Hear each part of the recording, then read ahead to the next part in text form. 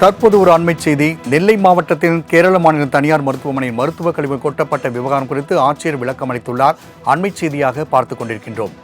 மருத்துவக் கழிவில் கொட்டியவர் மீது நடவடிக்கை எடுக்கப்படும் என்று மாவட்ட ஆட்சியர் கார்த்திகேயன் தெரிவித்துள்ளதை அண்மைச் செய்தியாக பார்த்துக் கொண்டிருக்கின்றோம்.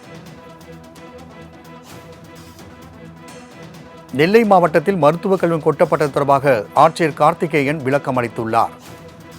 மேலும் கூடுதல் விவரம் செய்த அமுல் ஜெய்சிங் வழங்க கேட்கலாம். அமுல் ஜெய்சிங், தற்பொழுது மாவட்ட ஆட்சியின் விளக்கம் குறித்தான கூடுதல் விவரங்களை பதிவு செய்யலாம்.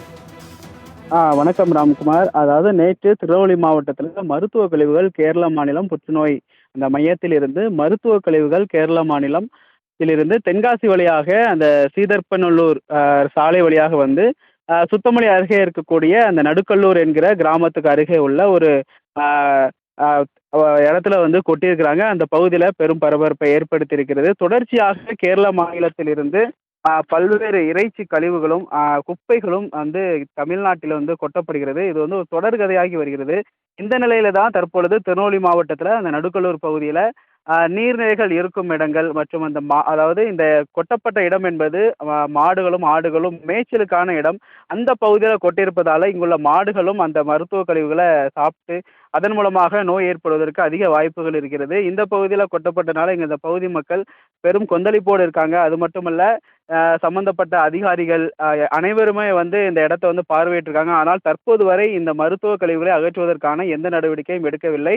இந்த நிலையில காலையில இது தொடர்பாக வழக்கு பதிவு செய்யப்பட்டது என்று சுத்தமல்லி காவல் நிலையத்திலிருந்து தகவல் தெரிவிக்கப்பட்டது. தொடர்ச்சியாக அதிகாரிகளும் வந்து செய்திகள் வெளியான நிலையில் தற்போது மாவட்ட ஆட்சியரும் திருநெல்வேலி மாவட்டம் இந்த கோடகநல்லூர் பலவூர் பகுதியில் மருத்துவ கழிவுகள் கொட்டப்பட்டுள்ள தொடர்பாக வந்து சுற்றுச்சூழல் பாதுகாப்பு சட்டம் ஆகியவற்றின் கீழே வழக்கு பதிவு செய்யப்பட்டிருப்பதாக தகவல் தெரிவித்திருக்கிறார். தமிழ்நாடு மாசு கட்டுப்பாட்டு வாரியம் மற்றும் ஊரக வளர்ச்சித்துறை மூலம் அந்த கழிவுகள் ஆய்வுக்கு உட்படுத்திடவும் தகுந்த முறையில் கையாளவும் நடவடிக்கை எடுக்கப்பட்டிருப்பதாகவும் தெரிவித்திருக்கிறார்.